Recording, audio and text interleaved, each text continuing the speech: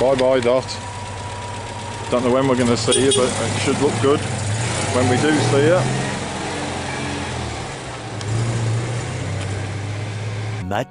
Much later.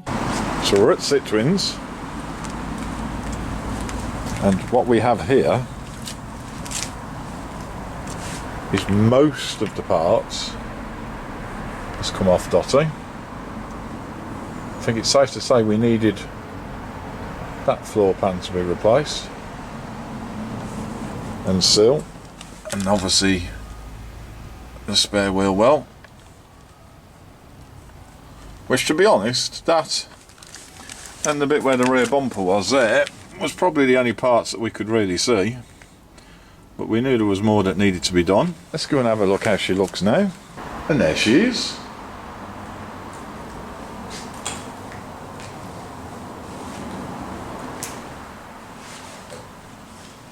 Plenty of new panels. We still have this panel under the windscreen that's going to be changed.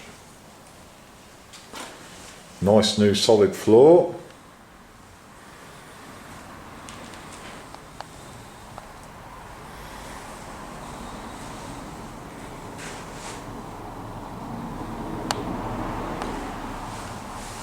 I do love seeing good new solid metal, folks. So I'm guessing we'll probably get it back by the end of January. We'll wait and see. There's our panel put under the windscreen. So yeah, once that's fitted, all painted up, it'll be put back on a chassis. I don't know which chassis it's going to be put back on, but 2CV bodies travel better when they're fitted to chassis.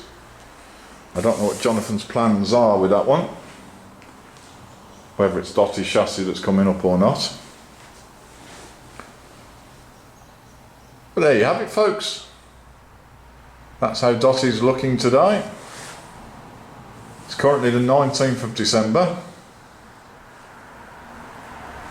Looking forward to getting her back.